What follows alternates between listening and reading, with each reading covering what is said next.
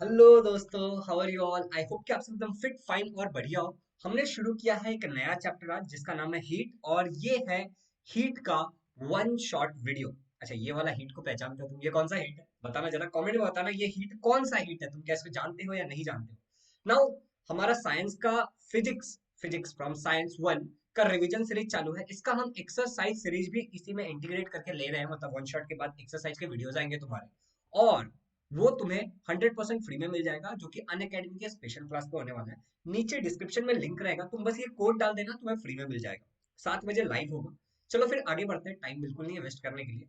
पहला सवाल उठता है कि हीट वर्सेस टेम्परेचर। सर बड़ा कंफ्यूजन है कि what is heat, what is temperature. तुम्हारे टेक्स्ट बुक में भी अगर तुम देखोगे तो सबसे पहला जो सवाल पूछा है कि what is heat and what is temperature, और फिर पूछ रहा है what is the difference between heat and temperature. अच्छा, give me a second, record हो रहा है।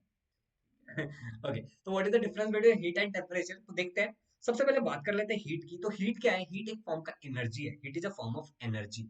आगे बहुत डिटेल में बात करने वाले हैं, लेकिन अभी के लिए इतना समझ लो, heat is a form of energy. इसको मेजर करते हैं हम जूल्स में। हम किसकी बात कर रहे हैं? एसआई यूनिट की बात कर रहे हैं। और इसका जो सिंबल है वो क्यू है। लास्ट चैप्टर मैंने आपको बताया था चार्ज का भी सिंबल क्यू होता है। चलो आगे बढ़ते हैं। फिर टेम्परेचर। टेम्परेचर मतलब होता है कि कोई भी चीज कितना गर्म है या फिर कितना ठंडा है, मतलब मेजरमेंट ऑफ हीट। आप समझ रहे हो? मतलब ये जो मेरे पास प्रेजेंटर है मेरे हाथ में, वो कितना गर्म है या फिर कितना ठंडा है, वो मैं कैसे करूंगा? टेम्परेचर से बताऊंगा। तो मेजरमेंट ऑफ हॉटनेस और coldness of a body, and इसको हम लोग मेजर करते हैं केल्विन में। और सिंबल क्या है इसका? टी। इसको हम लोग डिग्री सेल्सियस में भी मेजर कर सकते हैं, फ़ारेनहाइट में भी मेजर कर सकते हैं। Is it clear? सिंबल इसका यूज करते हैं हम लोग, टी या सिंबल यूज करते हैं। चलो, तो हीट थोड़ा सा और टेम्परेचर थोड़ा सा समझ में आ गया, बेसिक डिफरेंस। अब आगे बढ़ते हैं। नाउ अगर मैं बात कर रहा हूँ हीट की, देखो जल रहा है हमारा हीट, ठीक है? तो it is the measurement of number of atoms multiply by energy posed by each atom. मतलब किसी एक एनर्जी, एक एटम है, मान लो ये पानी है। इस पानी में से बहुत सारे एटम्स होंगे। अब इन एटम्स के पास कितना काइनेटिक एनर्जी है, उसको भी अगर हम मेजर करते हैं तो उसको भी हीट कहेंगे। Are you getting it? तो हीट का एक्चुअल मतलब क्या है कि ये जो पार्टिकल है यहाँ पे, ये पार्टिकल के पास कितना काइनेटिक एनर्जी। आप जैसे देख लो, सबके पास मान लेते हैं वन वन काइनेटिक एनर्जी है। 1 joule 1 joule 1 joule kinetic energy है। तो कितने पार्टिकल्स है? 1 2 3 4 5 6। 6 टोटल पार्टिकल्स है। तो हम ये 6 के 6 पार्टिकल्स का टोटल काइनेटिक एनर्जी निकालेंगे, इसमें इतना हीट है, इतनी हीट एनर्जी है। मैंने बताया था ना, heat is a type of energy. देखो यहाँ पे बताया था। यहाँ तक क्लियर हो गया? अब थोड़ा सा आगे बढ़ता है। Now total kinetic energy. अब जैसे मान लो कि यहाँ पे ज्यादा पार्टिकल्स है और यहाँ पे कम पार्टिकल्स है, तो तुम मुझे बताओ ज्यादा काइनेटिक एनर्जी कहाँ पे होगा? मान लो ये ए है और ये बी है। इन दोनों में से ज्यादा काइनेटिक एनर्जी किसमें, ये तुम मुझे बताओगे। और अब हम आगे बढ़ते हैं। अब हमारा जो नया टॉपिक है, इसमें जो सबसे पहला टॉपिक है इस चैप्टर में जो हमें डिस्कस करना है, वो है लेटेंट हीट। ठीक है? अब कुछ लोग इसको लेटेंट कहते हैं, कुछ लोग इसको लैटेंट कहते हैं। अब तुम जो भी बोलते हो फर्क नहीं पड़ता। रिकॉर्ड हो रहा है, मेरे को यार कंफ्यूजन हो जाता है। चलो ठीक है, तीसरी बार हो रहा है, रिकॉर्ड नहीं हो रहा था। ठीक है। Latent heat. लेटेंट हीट का मतलब होता है हिडन हीट। सिंपल सा मतलब क्या? हिडन हीट, जो छुपा हुआ हीट है, उसको हम क्या कहते हैं? लेटेंट हीट कहते हैं। देखो समझाता हूँ मैं तुम्हें। तुम्हारे टेक्स्ट बुक में ये एक एक्सपेरिमेंट है, राइट? ये तुम्हारे टेक्स्ट बुक में एक्सपेरिमेंट है। तो मान लो कि ये मैंने एक बीकर में लिया है, और मैंने क्या लिया है यहाँ पे बीकर में? Give me a second. हाँ, यहाँ पे मैंने बीकर में थोड़ा सा बर्फ लिया और नीचे से मैं आग लगा देता हूँ। नीचे से मैं क्या कर रहा हूँ? नीचे से मैं आग लगा देता हूँ। अब तुम मुझे बताओ, जब मैं इसको हीट करूंगा, ये बर्फ को जब मैं हीट करूंगा तो क्या होगा? ये बर्फ का पानी बन जाएगा, राइट? ये बर्फ का धीरे धीरे पानी बन जाएगा। लेकिन जब ये पानी बनेगा ना, तो टेम्परेचर कांस्टेंट रहेगा, जब तक सारे बर्फ का पानी नहीं बन जाता। मैं क्या कह रहा हूँ? जब तक सारे बर्फ का पानी नहीं बन जाता, तब तक टेम्परेचर एक कांस्टेंट रहेगा। जैसे देख लो, ये मान लो कि ये जो बर्फ था, ये यहाँ पे -10 डिग्री सेल्सियस पे है। ये धीरे धीरे ऊपर जा रहा है, टेम्परेचर बढ़ तो रहा है, लेकिन फिर ये 0 डिग्री सेल्सियस पे आता है और कंटिन्यूसली 0 डिग्री सेल्सियस पे रहता है। तुम A2 भी दिख सकते हो ग्राफ में, राइट? ये कंटिन्यूसली 0 डिग्री सेल्सियस पे रहेगा। टाइम पास हो रहा है, देखो 2 मिनट हो गया, 4 मिनट हो गया, यहाँ पे हमने टाइम लिया, ऊपर टेम्परेचर लिया है। तो ये कंटिन्यूसली 0 डिग्री सेल्सियस पे है, जब तक सारे के सारे बर्फ का क्या नहीं हो जा रहा है? पानी नहीं बन जा रहा है। अब इस चीज को कुछ कहते हैं, दिखाता हूँ मैं तुम्हें। अब ऐसा होता क्यों है बेसिकली? ऐसा होने के पीछे का जो रीजन है, जो मान लो तुम्हारा जो वाटर मॉलिक्यूल है, वो कुछ ऐसा होता है। देखो, तुम्हारा जो वाटर मॉलिक्यूल है, वो कुछ इस तरीके से होता है। ठीक है? तो इस हाइड्रोजन के ऊपर थोड़ा सा पॉजिटिव चार्ज है और इसके ऊपर निगेटिव चार्ज है, इसके ऊपर पॉजिटिव चार्ज है। तो सारे के सारे हाइड्रोजन एक दूसरे को ऐसे अट्रैक्ट करके इस तरीके का स्ट्रक्चर में रहते हैं। Are you getting it? सारे के सारे हाइड्रोजन जो है वाटर के अंदर, हाइड्रोजन और ऑक्सीजन, वो सारे के सारे इस तरीके का एक स्ट्रक्चर बना के रखते हैं, हेक्सागोनल स्ट्रक्चर। तो जब तुम उसको गर्म करते हो, तो सबसे पहले ये बॉन्ड्स टूटते हैं, सारे पानी के बीच का बॉन्ड टूटेगा, और ये सारे पानी जो है ना H2O, सारे अलग अलग दूर दूर चले जाएंगे।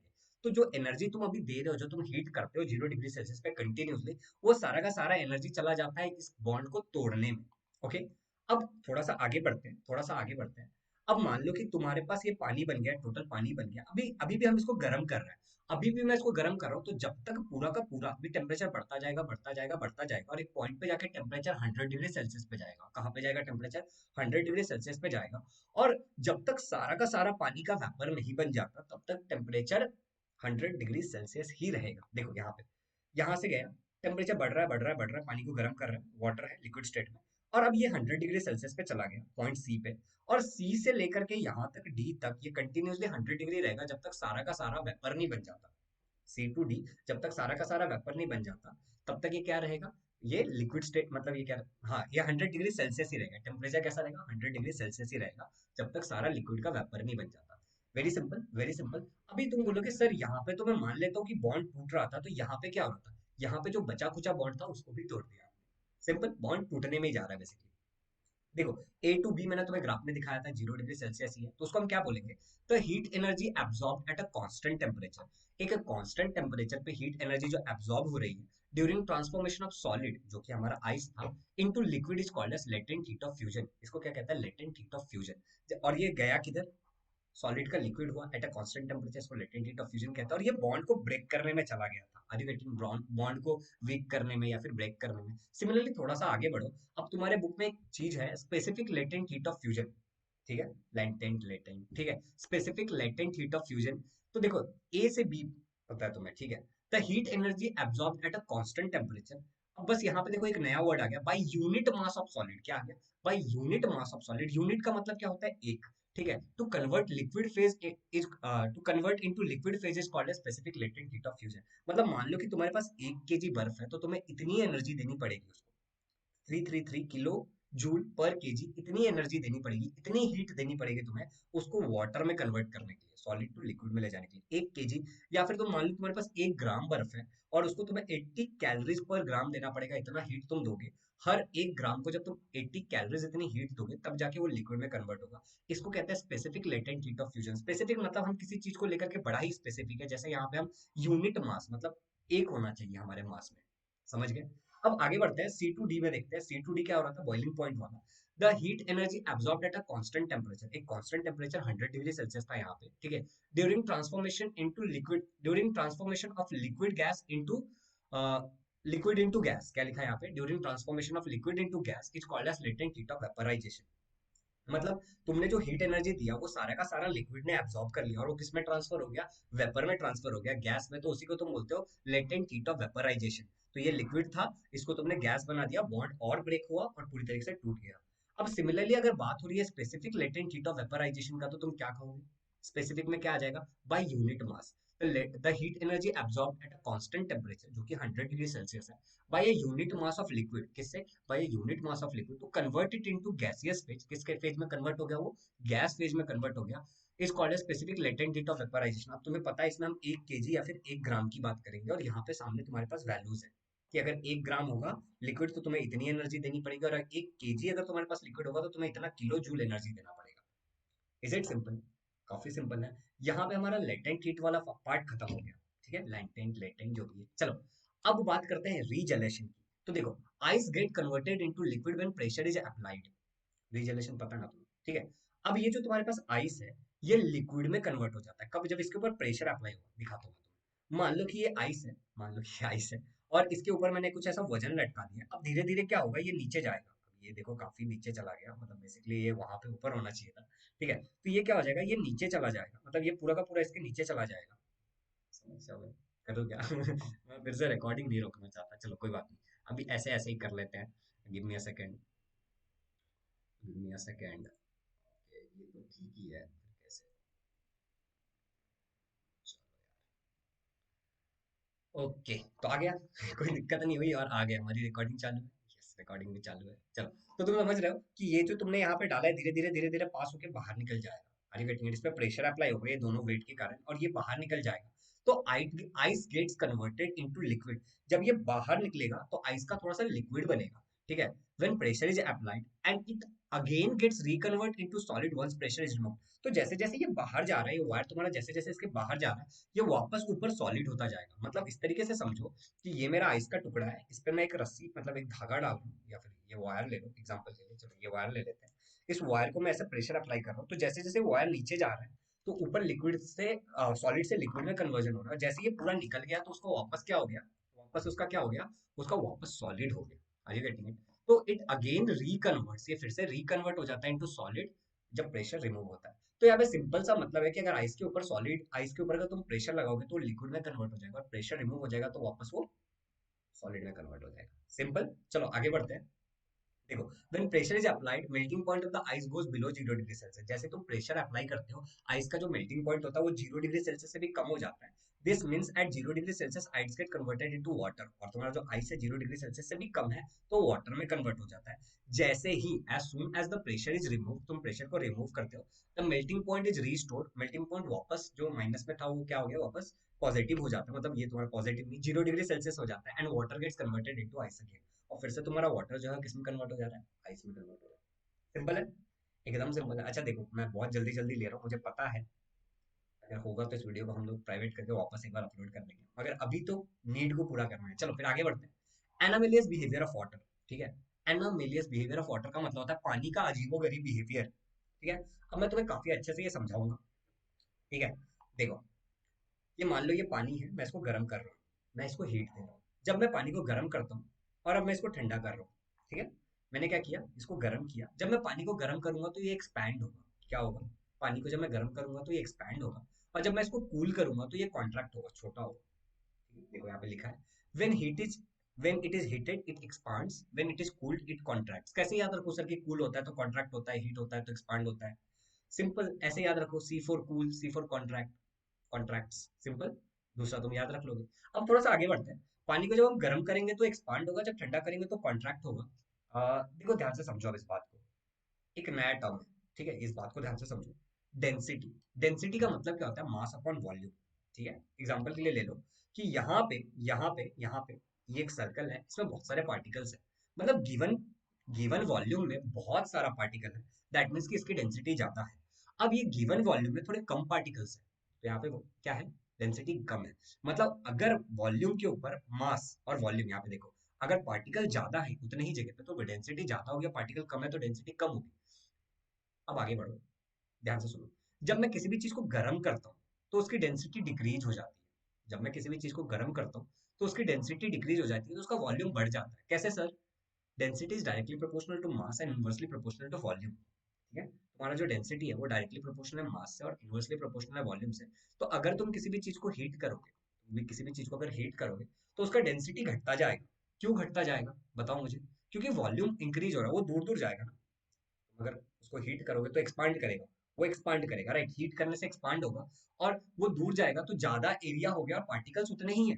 एरिया बढ़ गया लेकिन पार्टिकल्स उतने ही है, तो उसका क्या हुआ, उसका डेंसिटी घट गया। और अगर डेंसिटी घट रहा है तो वॉल्यूम बढ़ जाएगा। सिमिलरली अगर तुम किसी भी चीज को कूल करते हो तो वो कॉन्ट्रैक्ट होगा। जब वो कॉन्ट्रैक्ट होगा तो कम एरिया में ज्यादा पार्टिकल्स आ जाएंगे, तो डेंसिटी इंक्रीज हो गया। कम एरिया में ज्यादा पार्टिकल्स है तो डेंसिटी इंक्रीज हो गया, लेकिन उसका वॉल्यूम डिक्रीज होगा, क्योंकि ये दोनों उल्टा है। समझ में आया, मुद्दा ये याद रखना, density is directly proportional to mass and inversely proportional to volume. मतलब कि अगर तुम वॉल्यूम को बढ़ाओगे, तो डेंसिटी घटेगा, और अगर वॉल्यूम को घटाओगे तो डेंसिटी बढ़ेगा। उल्टा होता है, इनवर्सली प्रोपोर्शनल होता है। अब आगे बढ़ते हैं। अब देखो, जो हमारा वाटर है, basically water show some special exceptional behaviour. जो तुम्हारा वाटर है वो कुछ स्पेशल और कुछ एक्सेप्शनल बिहेवियर दिखाता है। जैसे कि if we heat water from 0 to 4 degree Celsius. कहाँ पे होता है ये, 0 to 4 डिग्री सेल्सियस पे होता है। अगर तुम 0 to 4 डिग्री सेल्सियस पे पानी को अगर हीट करोगे तो वो कॉन्ट्रैक्ट होगा इंस्टेड ऑफ एक्सपांडिंग। मतलब जहाँ पे उसको एक्सपैंड करना चाहिए था, हीट करने से क्या होता है, एक्सपैंड होता है, लेकिन वो क्या होगा, छोटा हो जाएगा, कॉन्ट्रैक्ट हो जाएगा। ठीक है, इंस्टेड ऑफ एक्सपैंडिंग। और वहीं अगर तुम अगर वाटर को 4 डिग्री सेल्सियस से ठंडा करोगे तो उसको ठंडा करने से कॉन्ट्रैक्ट होना चाहिए, वो एक्सपांड होगा। सब उल्टा चल रहा है। Are you getting it? अभी जो तुम्हें पहले बताया उसका सब उल्टा हो रहा है। अब आगे बढ़ते हैं, देखो। और जब 4 डिग्री सेल्सियस पे पहुंचेगा हमारा पानी, पानी पाना नहीं, जब हमारा पानी 4 डिग्री सेल्सियस पे पड़े पहुंचेगा, इसकी वॉल्यूम मिनिमम होगी। अच्छा, इसकी वॉल्यूम मिनिमम होगी क्योंकि जितना हम उसका टेम्परेचर बढ़ा रहे हो क्या हो रहा है, बढ़ने की जगह एक्सपांड होने की जगह कॉन्ट्रैक्ट हो रहा है, तो इसका जो वॉल्यूम होगा वो मिनिमम होगा ड्यू टू कॉन्ट्रैक्शन। तो हम बोल रहे हैं वॉल्यूम मिनिमम है, दैट मीन्स हम कह सकते हैं 4 डिग्री सेल्सियस पे डेंसिटी मैक्सिमम होगा। हम ऐसा कह सकते हैं ना कि अगर 4 डिग्री सेल्सियस पे वॉल्यूम मिनिमम है तो डेंसिटी मैक्सिमम होगा। सिंपल। ये चीजों को मैं जैसे जैसे बताते जा रहा हूँ ना, तुम नोट्स बनाते जाओ, काफी सिंपल है। थोड़ा सा आगे बढ़ते हैं, थोड़ा सा आगे बढ़ते हैं। अभी हम बात करते हैं होप्स एपरेटस की। ठीक है, अब किसकी बात कर रहे हैं हम, होप्स एपरेटस की। तो होप्स एपरेटस मुझे बताओ, तुम्हें हार्ड लगता है इजी लगता है, पहले मुझे चैट में बता दो। ठीक है, मुझे तुमसे 2 कमेंट चाहिए। पहला कि होप्स एपरेटस तुम्हें हार्ड लगता है इजी लगता है।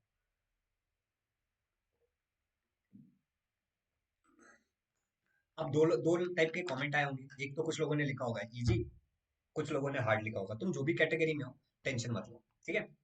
दूसरा कमेंट तुम बाद में बताओगे कि आप भी इजी है कि हार्ड हो गया और ठीक है। ये देखो, ये तुम्हारा होप्स एपरेटस का अरेंजमेंट है, राइट। यहाँ पे एक टेम्परेचर है नीचे T1, और ऊपर टेम्परेचर जो हमने नीचे एक थर्मोमीटर लगाया हमने जिसका नाम हमने लिखा है T1, और वो 4 डिग्री सेल्सियस पे है।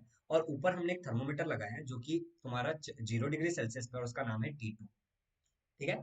यहाँ पे एक डब्बा है जिसमें हमने बर्फ और पानी को मिक्स करके डाला है जिसको हम फ्रीजिंग मिक्सचर कहते हैं। ठीक है, बर्फ और नमक, सॉरी, बर्फ और नमक को मिक्स करके डाला, आइस और सॉल्ट को मिक्स करके डाला है जिसको हम फ्रीजिंग मिक्सचर कहते हैं। ठीक है। और यहाँ पे ये जो तुम्हारा एक सिलेंडर दिख रहा है, बेसिकली इस सिलेंडर में ये ब्लू कलर का पानी है, तो इसमें पानी डाला है। अब होगा क्या, ध्यान से समझो। ये फ्रीजिंग मिक्सचर के कारण ये सिलेंडर का जो यहाँ पे बीच में जो पानी है वो क्या हो जाएगा, ठंडा होते जाएगा। ठीक है, वो ठंडा होते जाएगा। अच्छा, जब हमें पता है कि जब हम पानी को ठंडा करते हैं तो क्या होता है, बताओ। पानी को ठंडा करेंगे तो वो कॉन्ट्रैक्ट होता है, राइट। मतलब उसका वॉल्यूम क्या होता है, वॉल्यूम क्या होता है, वो कॉन्ट्रैक्ट हो रहा है, मतलब उसकी डेंसिटी बढ़ रही है, मतलब वॉल्यूम, डेंसिटी बढ़ रही है ना, कि घट रही है। कोई टेंशन लेने वाली बात नहीं, बस अभी इतना सुन लो कि ये फ्रीजिंग मिक्सचर जो है ये इसको ठंडा करेगा तो पानी क्या होगा, नीचे जाएगा, ठंडा पानी नीचे जाएगा। ठंडा पानी नीचे जाएगा तो ये जो टेम्परेचर है ये नीचे, ये कम होता जाएगा। ठीक है, ये टेम्परेचर कम होता जाएगा, और ये टेम्परेचर सेम ही रहेगा। फिर जब एक पॉइंट आएगा जब ये पानी धीरे धीरे ऊपर जाने लगेगा तो ऊपर का टेम्परेचर घटेगा, ऊपर का टेम्परेचर घटेगा। और यहाँ का टेम्परेचर जो है 4 डिग्री सेल्सियस पे रहेगा, और यहाँ का टेम्परेचर घट घट के 4 डिग्री सेल्सियस पे आएगा। एक ऐसा पॉइंट आएगा जब दोनों जगह पे टेम्परेचर कितना होने वाला है, 4 डिग्री सेल्सियस होने वाला है। उसके बाद टेम्परेचर जल्दी जल्दी जल्दी जल्दी घटेगा, सबसे पहले ऊपर वाले का घटेगा और वो सबसे पहले 0 डिग्री सेल्सियस हो जाएगा। और जब वो 0 डिग्री सेल्सियस होगा तो उसमें बर्फ बन जाएगा। ठीक है, जब वो 0 डिग्री सेल्सियस होगा तो वो बर्फ बन जाएगा। और एक बार इसका सारा बर्फ बन गया उसके बाद नीचे 4 डिग्री सेल्सियस से इसका टेम्परेचर बहुत जल्दी जल्दी नीचे जाएगा, और ये भी 0 डिग्री सेल्सियस हो जाएगा और पूरे सिलेंडर में बर्फ बन जाएगा। कुछ नहीं समझा, वेरी गुड। अब ध्यान से सुनो, मान लेते हैं कि सिलेंडर का पानी 12 डिग्री सेल्सियस पे था, हाँ या ना, समझ में आया। ठीक है, सिलेंडर का पानी ठंडा हो गया ड्यू टू फ्रीजिंग मिक्सचर। यहाँ पे जो पानी था वो ठंडा हो गया, ये पूरा 12 डिग्री सेल्सियस पे पानी है। यहाँ पे जो पानी है वो ठंडा हो गया ड्यू टू फ्रीजिंग मिक्सचर। ठीक है, मतलब टेम्परेचर डिक्रीज हुआ, ठंडा हुआ मतलब टेम्परेचर डिक्रीज हुआ। अगर टेम्परेचर डिक्रीज होगा तो डेंसिटी इंक्रीज होगी। ठीक है, और वॉल्यूम डिक्रीज होगा। पहले बताया था डेंसिटी इज डायरेक्टली प्रोपोर्शनल, नहीं प्रोपोर्शनल मास से, ये सब करके तुम्हें बताया था, तुम्हें पता चल गया होगा। तो याद रखो, अगर टेम्परेचर डिक्रीज होगा तो डेंसिटी इंक्रीज होगी और वॉल्यूम डिक्रीज होगा। ठीक है, अब आगे बढ़ते हैं। देखो, cold water with increase density, density बढ़ गया ना, यहाँ पे पानी का डेंसिटी बढ़ गया। अगर किसी भी चीज की डेंसिटी बढ़ जाएगा तो उसका मास भी बढ़ जाएगा, तो वो नीचे जाएगा। ठीक है, तो यहाँ पे वही लिखा है, cold water with increase density will go down. Cold water जिसका इंक्रीज डेंसिटी हो कहाँ जाएगा, नीचे जाएगा। एंड T1 का temperature decreases from 12 degree Celsius so fast, और इसका जो टेम्परेचर था मान लो कि 12 डिग्री सेल्सियस था, यहाँ पे 4 को इग्नोर करो। ठीक है, ये पानी का टेम्परेचर, तो ये 12 डिग्री सेल्सियस से बहुत जल्दी जल्दी नीचे जाएगा। ठीक है, so fast. But T2 will go down slowly, लेकिन जो ऊपर का जो तुम्हारा T2 था, यहाँ पे जो T2 था उसका टेम्परेचर बहुत स्लोली नीचे जाएगा। ठीक है, अब यहाँ तक समझ में आ गया। क्या बोला हमने कि सिलेंडर का पानी 12 डिग्री सेल्सियस पे था, और फ्रीजिंग मिक्सचर के कारण वो ठंडा हो गया, टेम्परेचर डिक्रीज हुआ, डेंसिटी बढ़ गया, डेंसिटी बढ़ने के कारण वो नीचे चला गया, और नीचे जाने के कारण नीचे का जो टेम्परेचर था 12 डिग्री सेल्सियस से जल्दी जल्दी जल्दी जल्दी ठंडा होने लगा, और जो ऊपर का जो था T2 था तुम्हारा वो आराम आराम से ठंडा हो रहा है। यहाँ तक क्लियर है, लिख लो इसको, वर्ड्स में लिख लो जैसे मैंने बताया। ठीक है, मैंने हिंदी में लिखा है, तुम भी लिख लो। Now temperature of T1 reaches 4 degree Celsius, तुम्हारा जो T1 का टेम्परेचर है वो 4 डिग्री सेल्सियस पहुंचेगा। ठीक है, यहाँ पे देखो ये 4 डिग्री सेल्सियस पे आ गए, 4 डिग्री सेल्सियस, ये तुम्हारे डायग्राम में जो दिया हुआ है वो मैंने लाया, यहाँ पे 4 डिग्री सेल्सियस पहुंच गया ये। ठीक है, अब शुरू होगा एनामेलियस बिहेवियर ऑफ वाटर। तुम्हें मैंने बताया एनामेलियस बिहेवियर ऑफ वाटर कहाँ से होता है, 0 डिग्री टू 4 डिग्री सेल्सियस। ठीक है, अब टेम्परेचर 4 डिग्री सेल्सियस है नीचे का, डेंसिटी अब बढ़ने की जगह घटने लगेगी। अब डेंसिटी क्या होगा, बढ़ने की जगह डेंसिटी अब घटेगा, वॉल्यूम इंक्रीज होगा। अब ये पानी ऊपर जाएगा क्योंकि डेंसिटी घट रहा है तो पानी हल्का होते जा रहा है, तो अब वो ऊपर जाएगा। ठीक है, अब वो पानी क्या हो रहा है, 4 डिग्री सेल्सियस के बाद अब ऊपर जाएगा वो पानी। क्लियर, यहां तक समझा? ओके। अब यहाँ पे देखो अगला पॉइंट, अब फटाफट T2 का टेम्परेचर ड्रॉप होगा and it will go till 4 degree Celsius. जो तुम्हारा T2 है, ठीक है, जो तुम्हारा T2 है वो फटाफट फटाफट फटाफट ड्रॉप होकर के वो 4 डिग्री सेल्सियस तक जाएगा। मैं तुम्हें कहा था ना एक पॉइंट आएगा जब दोनों का टेम्परेचर 4 डिग्री सेल्सियस होगा। एक पॉइंट पे T1 और T2 दोनों का टेम्परेचर सेम होगा। अब देखो ये तुम्हारा T1 है, ठीक है, और ये तुम्हारा T2 है, और ये वो पॉइंट है जहां पे दोनों का टेम्परेचर 4 डिग्री सेल्सियस है। क्लियर। अब इसके बाद क्या होगा, तुम्हारा T2 का टेम्परेचर फटक से नीचे जाएगा और वो 0 डिग्री सेल्सियस हो जाएगा।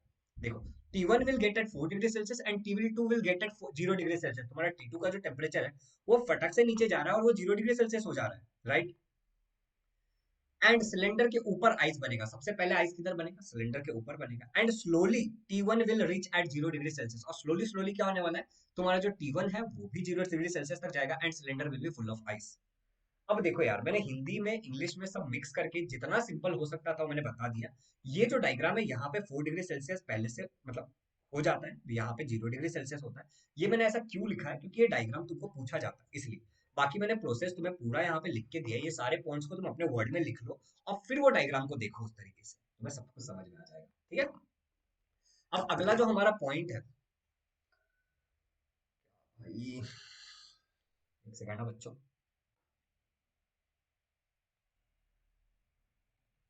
तो अब अगला जो हमारा पॉइंट है इसमें वो है ड्यू पॉइंट एंड ह्यूमिडिटी। अब ये भी काफी सिंपल है, ठीक है, मैं तुम्हें एक्सप्लेन करता हूँ। हमारा जो अर्थ है वो ऑलमोस्ट 71% वाटर है। अच्छा, मुझे लगा था 70% पानी है तो मैं गूगल किया था, 71% वाटर है, ठीक है।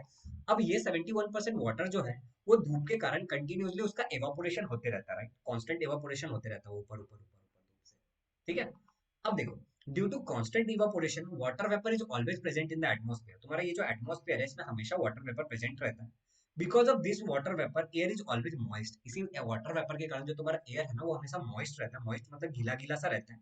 This moisture in the atmosphere is called as humidity. यही जो तुम्हारा मॉइस्चर है, गीला गीला सा वाटर वेपर जो है, उसी को क्या कहते हैं, ह्यूमिडिटी कहते हैं। तो ह्यूमिडिटी समझ में आ गया तुम्हें, ह्यूमिडिटी समझ में आ गया। ठीक है, लास्ट में मैं तुम्हें बताऊंगा कि ह्यूमिडिटी को कैसे मेजर किया जाता है। ठीक है, अब देखो, मॉइस्चर मतलब वाटर वेपर इन एटमॉस्फेयर, सिंपल, और उसी को हम लोग बोलते हैं ह्यूमिडिटी। समझ में आया, सिंपल। अब आगे बढ़ते हैं।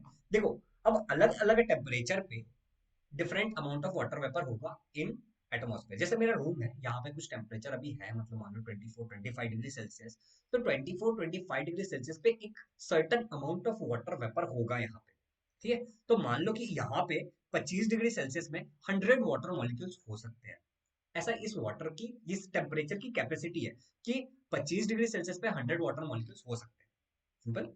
अब देखो, अगर कैपेसिटी से ज्यादा हुआ, एग्जांपल के लिए 25 डिग्री सेल्सियस पे 100 रह सकते हैं, लेकिन मान लो कि 105 हो गए। ठीक है, 25 डिग्री सेल्सियस पे कितने हो सकते हैं, 100 हो सकते हैं, लेकिन मान लो 105 वाटर मॉलिक्यूल्स हो गए। तो अब ये जो 5 एक्स्ट्रा मॉलिक्यूल्स ऑफ वाटर है वो कंडेंस हो जाएगा। वो क्या हो जाएगा, कंडेंस हो जाएगा एंड जमीन पर गिर जाएगा। इसको हम लोग ड्यू ड्रॉप्स कहते हैं। तो तुम लोग जो ठंडी में जो ड्यू ड्रॉप्स देखते हो ना, ऐसे ही फॉर्म होता है। मतलब गिवन टेम्परेचर जो भी होगा वहां पे जितना वाटर वेपर होना चाहिए उससे ज्यादा वाटर वेपर हो गया वहां पे, तो जो एक्सेस वाला है वो क्या हो जाएगा, ड्यू ड्रॉप बन के नीचे गिर जाएगा। सिंपल।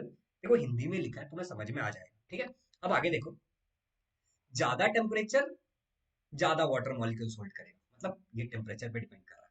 कम टेम्परेचर तो वो कम वाटर मॉलिक्यूल्स होल्ड करेगा, इसीलिए ठंडी के टाइम में तुम्हें ज्यादा ओश दिखता है, ज्यादा से ज्यादा ड्यू दिखता है, क्योंकि टेम्परेचर कम होता है तो कम वाटर मॉलिक्यूल्स होल्ड कर सकता है। एक्सेस जो भी होगा उसको नीचे गिरा देगा। मतलब हम बोल सकते हैं limit to hold water molecules depends on temperature, कह सकते हैं। ठीक है, अब आगे बढ़ते हैं।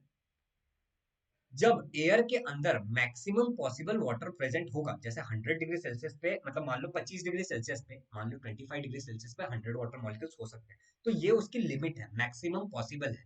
ठीक है, अगर एयर के अंदर maximum possible water vapour present होगा, अब उससे ज्यादा नहीं हो सकता, मतलब इससे ज्यादा नहीं हो सकता। ठीक है, we say that air is saturated. हम क्या कहते हैं कि एयर सैचुरेटेड है with the water vapour at that temperature. जैसे 25 डिग्री सेल्सियस के लिए 100 वाटर मॉलिक्यूल्स अगर उसमें है, तो हम कहेंगे कि ये एयर सैचुरेटेड है, क्योंकि इसकी जितनी कैपेसिटी है उतना इसमें है। अब इससे ज्यादा नहीं हो सकता, अगर होएगा तो क्या हो जाएगा वो, अगर होगा तो ड्यू बन के गिर जाएगा। Okay, similarly at given temperature में कैपेसिटी से कम है तो उसे हम अनसैचुरेटेड कहते हैं। मतलब अगर मान लो 25 डिग्री सेल्सियस पे 100 की जगह मान लो 90 वाटर मॉलिक्यूल्स है, तो हम क्या कहेंगे कि ये अनसैचुरेटेड है। सिंपल, एक बार एक्सप्लेन कर देता हूँ। ठीक है, देखो, मान लो कि टेम्परेचर तुम्हारा 25 डिग्री सेल्सियस है और इसकी कैपेसिटी है 100 डिग्री सेल्सियस, 100 वाटर मॉलिक्यूल्स। ठीक है, इसकी कैपेसिटी है 100 वाटर मॉलिक्यूल्स। ठीक है, 100 वाटर मॉलिक्यूल्स। तो हम क्या कहेंगे कि ये सैचुरेटेड है, क्योंकि इसमें जितनी कैपेसिटी है उतना इसमें है।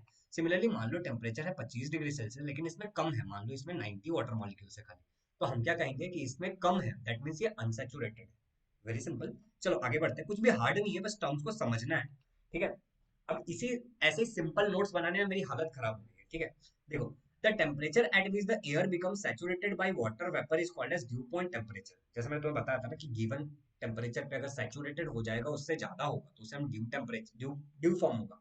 तो ड्यू कहाँ पे फॉर्म होगा? ड्यू पॉइंट टेम्परेचर पे फॉर्म होगा।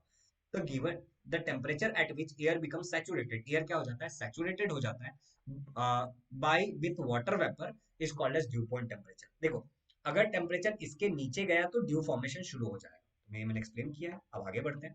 ठीक है, अब एक्चुअल डेटा जो है तुम्हारा वो क्या कहता है कि 40 डिग्री सेल्सियस में 49 ग्राम्स, ठीक है, 49 ग्राम्स पर किलोग्राम ऑफ ड्राई एयर, मतलब जो भी ड्राई एयर है यहाँ पे, इसके हर 1 किलो एयर में 49 ग्राम्स ऑफ वाटर हो सकता है 40 डिग्री सेल्सियस पे। और 20 डिग्री सेल्सियस पे कितना होगा? 14.7 ग्राम्स पर किलोग्राम ऑफ ड्राई एयर। ये तुम्हारा एक्चुअल डेटा है, मतलब जो नॉर्मल होता है। ठीक है, अब ह्यूमिडिटी हमें समझना है। अब ह्यूमिडिटी को हमें मेजर करना है। ह्यूमिडिटी मतलब हमने देखा था कि मॉइस्चर इन एयर, एटमॉस्फेयर में कितना मॉइस्चर है। मॉइस्चर मतलब क्या? वाटर वेपर्स इन एटमॉस्फेयर, जो गीला गीला होता है। ठीक है, अब ह्यूमिडिटी को मेजर करने के दो तरीके होते हैं, एक होता है एब्सोल्यूट ह्यूमिडिटी और एक होता है रिलेटिव। रिलेटिव मतलब हम क्या करेंगे? किसी चीज से रिलेट करेंगे। ठीक है, देखो, एब्सोल्यूट ह्यूमिडिटी का सिंपल सा मतलब अगर तुम्हें समझना है तो देखो, गिवन वॉल्यूम में कितना मास ऑफ वाटर प्रेजेंट है। क्या बोला मैंने? गिवन वॉल्यूम में कितना mass of water vapour present है, वाटर प्रेजेंट नहीं, water vapour. Mass of water vapour present given volume में। ठीक है, इसको हम लोग क्या बोलते हैं? एब्सोल्यूट। एब्सोल्यूट मतलब इतना ही है। ठीक है, गिवन वॉल्यूम में, जैसे कि मान लो कि ये डब्बा है, इसका वॉल्यूम है 1 मीटर क्यूब और इसमें कितना वाटर वेपर प्रेजेंट है? 80 ग्राम। तो इसको हम क्या बोलेंगे? Absolute humidity. मतलब ये वॉल्यूम है, इसमें इतना वाटर वेपर है, ये हो गया एब्सोल्यूट। ठीक है, और इसको हम लोग ऐसे लिखते हैं 80 gram of water in 1 metre cube. ठीक है, 80 ग्राम ऑफ वाटर है इसमें, कितना? 1 मीटर क्यूब के वॉल्यूम में। सिंपल। अब देखो, रिलेटिव ह्यूमिडिटी मतलब क्या होता है? Amount of water vapour needed to make the air saturated in given volume. तो ये तुम्हारा गिवन वॉल्यूम है, मान लो 1 मीटर क्यूब है, और यहाँ पे जो एयर है इसमें वो अनसैचुरेटेड है, मतलब उसमें जरूरत से कम वाटर वेपर्स है। Are you getting it? कम है। ठीक है, अनसैचुरेटेड तुम्हें समझ में आ गया है। ठीक है, और इसका वॉल्यूम 1 मीटर क्यूब और यहाँ पे मान लो 80 ग्राम है, और हमें इसको अगर सैचुरेटेड करना है मान लो, ठीक है, तो mass of vapour needed to saturate that air, इस एयर को सैचुरेट करने के लिए हमें 100 ग्राम इतना वाटर चाहिए, वाटर वेपर चाहिए। तो इसको हम बोलते हैं रिलेटिव ह्यूमिडिटी। मतलब कि 80 ग्राम है, हमें 100 ग्राम चाहिए इसको सैचुरेट करने के लिए। अगर मुझे परसेंटेज निकालना है तो मैं इसको 100 से मल्टीप्लाई कर दूंगा तो मुझे मिलेगा 80%। तो मैं कह सकता हूँ कि यहाँ की जो ह्यूमिडिटी है वो 80% है, रिलेटिव ह्यूमिडिटी। ठीक है, अब इसको इस तरीके से समझो, इसका जो फॉर्मूला है क्या है? परसेंट रिलेटिव ह्यूमिडिटी हम ऐसे निकालते हैं, actual mass of water vapour content in the air at given temperature. जैसे यहाँ पे जो भी टेम्परेचर है उस पर कितना वाटर वेपर है तुम्हारे पास? 80 ग्राम वाटर वेपर है, तो हमने यहाँ पे लिखा था 80 ग्राम। ठीक है, और दूसरा उसको डिवाइड करते हैं mass of vapour needed to make the air saturated at that volume. यहाँ पे और कितना मास हमें वाटर का चाहिए? 100 ग्राम पानी चाहिए, 100 ग्राम वाटर वेपर चाहिए इसको सैचुरेटेड करने के लिए। Are you getting it? तो 100 ग्राम पानी, 100 ग्राम पानी का वेपर हमें मिल जाएगा, वाटर का वेपर हमें मिल जाएगा, तो हम इसको सैचुरेटेड कर देंगे। और परसेंट निकालना है इसके लिए हमने इसको 100 से मल्टीप्लाई कर दिया। सिंपल। एब्सोल्यूट मतलब गिवन वॉल्यूम में कितना वाटर वेपर है, और रिलेटिव मतलब क्या? कि गिवन वॉल्यूम में और कितना वाटर वेपर हमें चाहिए कि उसी टेम्परेचर पे हम उसको सैचुरेटेड कर सकें। सिंपल। चलो, अब बात करते हैं यूनिट्स ऑफ हीट। काफी छोटा सा लेक्चर है यूनिट ऑफ हीट। तो यूनिट ऑफ हीट में क्या है? पहले एसआई यूनिट की बात कर लेते हैं। तो एसआई यूनिट क्या है? जूल। ठीक है, और सीजीएस यूनिट क्या है? कैलोरी, सीएल लिखते हैं इसको, कैलोरी पढ़ते हैं। और ये खाली हीट के लिए होता है, क्योंकि हीट एक एनर्जी है। इसका एसआई यूनिट तो जूल है, लेकिन इसका सीजीएस यूनिट अर्ज ना हो करके कैलोरी है, ये खाली हीट के लिए होता है। नॉर्मली एनर्जी का जो यूनिट होता है वो अर्ज होता है, सीजीएस यूनिट। ठीक है, अब आगे बढ़ते हैं। अभी एक नई चीज हमें समझनी है कि सर ये तो समझ में आ गया जूल और ये कैलोरी, मगर एक जूल मतलब कितना और एक कैलोरी मतलब कितना हीट एनर्जी। ओके, तो इस चीज को समझो कि मान लो मेरे पास 1 ग्राम पानी है और इसका जो टेम्परेचर है वो 14.5 डिग्री सेल्सियस है। अब इस 1 ग्राम पानी को मैंने थोड़ा सा गर्म किया, देखो यहाँ पे 14.5 डिग्री सेल्सियस है, बदल गया 15.5 हो गया। मैंने इसको थोड़ा सा हीट किया तो इसका टेम्परेचर 15.5 डिग्री सेल्सियस हो गया। 1 ग्राम पानी को मैंने हीट करके क्या कर दिया, उसका टेम्परेचर 1 डिग्री सेल्सियस बढ़ाया।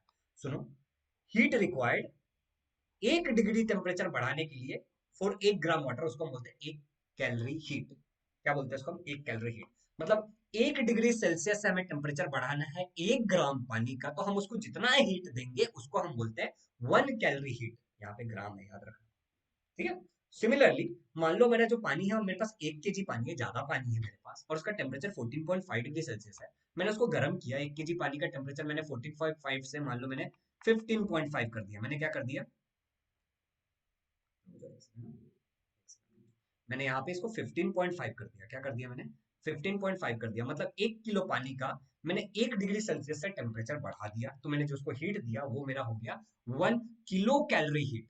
उसको मैं क्या बोलूंगा, 1 किलो कैलोरी हीट। एक जूल हीट बोलूंगा शायद मैं उसको, 1 जूल हीट बोलूंगा। एक सेकंड, भगवान, बड़ी नहीं, 1 किलो कैलोरी बोलेंगे, 1 किलो कैलोरी। ठीक है, सॉरी, सही है, सही है, ठीक है।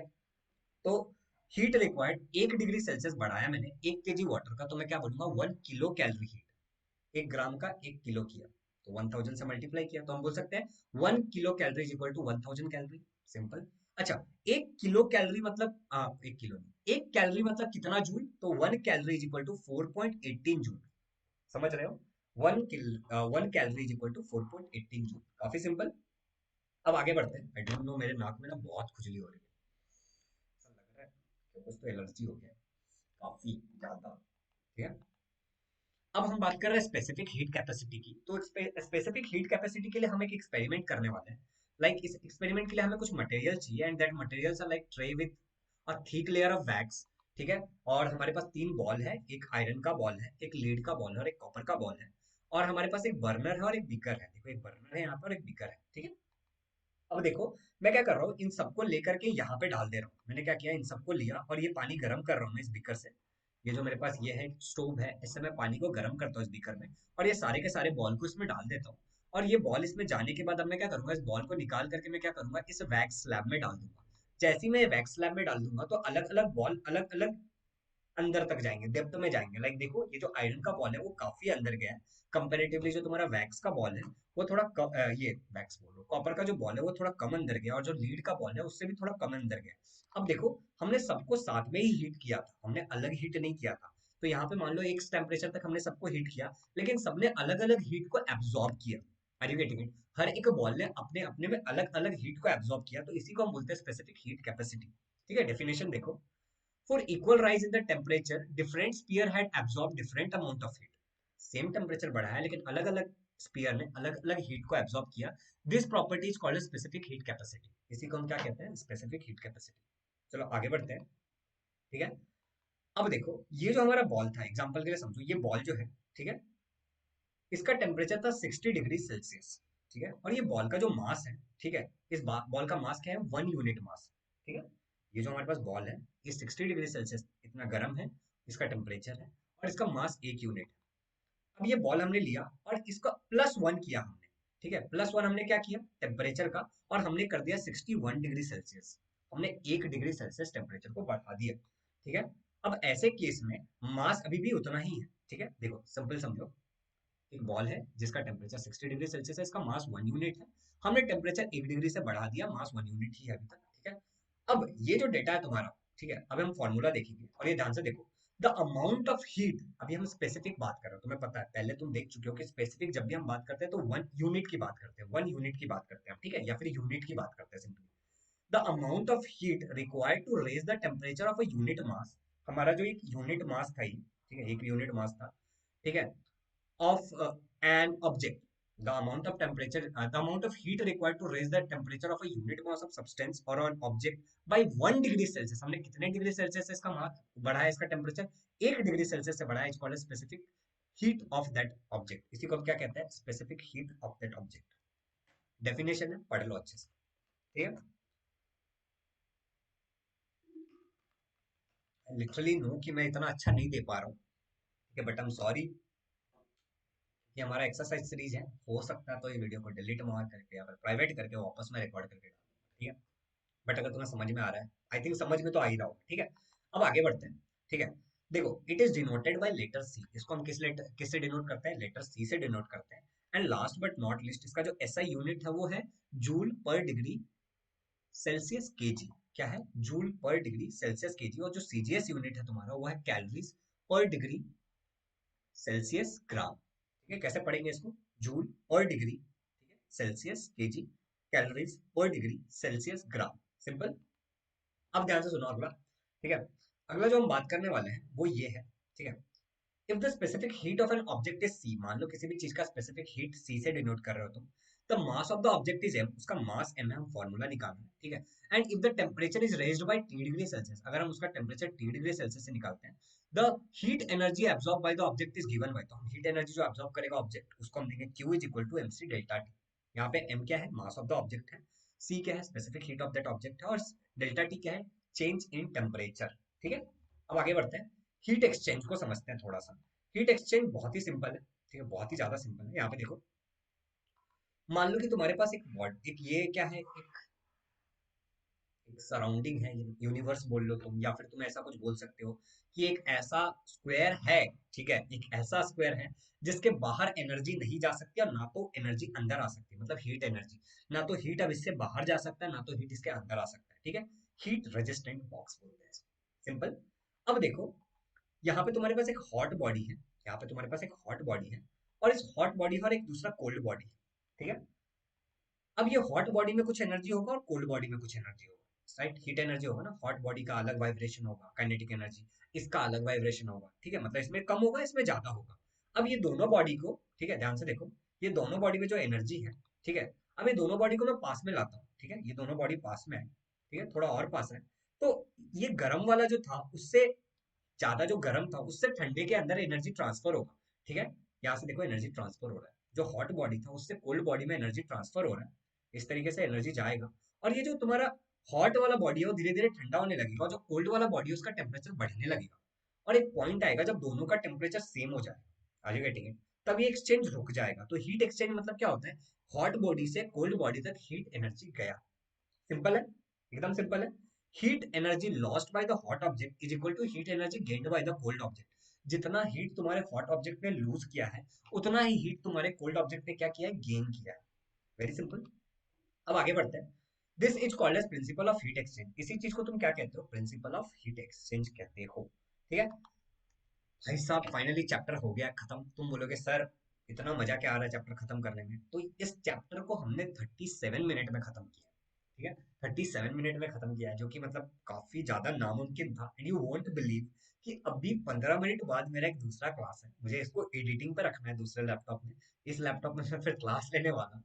एंड वो सब दुनियादारी छोड़ देते हैं, ठीक है। अगर तुम्हें लगता है कि वीडियो मैंने बहुत अच्छे से नहीं पढ़ाया तो यू कैन सीधे सीधे कमेंट कर देना कि सर एक बार और रिकॉर्ड करके डालो, ये नहीं देखा जाएगा। Are you getting it? तो मैं इसको प्राइवेट कर दूंगा और मैं दूसरा एक और वीडियो डाल दूंगा, ठीक है। बट अगर तुम एक दो बार देखोगे तो मैं समझ में जरूर आ जाएगा। नाउ, आज 7 बजे हम डिस्कस करने वाला एक्सरसाइज क्वेश्चन का नीचे डिस्क्रिप्शन में लिंक है, ठीक है। तो तुम इस कोड का यूज कर सकते हो, शुभम 0011। जब प्लीज मत बोलना वापस रिकॉर्ड करके डालने के लिए, क्योंकि रिफ्रैक्शन भी रिकॉर्ड करना है, लेंसेज भी रिकॉर्ड करना है, इससे कम चला लो, ठीक है। शुभम 0011 इस कोड का यूज करो, नीचे डिस्क्रिप्शन में लिंक रहेगा, एक्सरसाइज के लिए जरूर आना, वहां पे बहुत अच्छे से एक्सप्लेन करूंगा, और एक कोशिश करूंगा कि ये वाले टॉपिक्स भी वापस एक्सप्लेन कर दूं, चलेगा ना? तो ये वापस वहां पे एक्सप्लेन कर दूंगा लाइव क्लास में। चलो, thank you so much for coming in this class, watching this video, and keep smiling. और 7 बजे मिलना जरूर। हैप्पी लर्निंग, ठीक है। Bye bye. 7 बजे मिलना जरूर, ठीक है।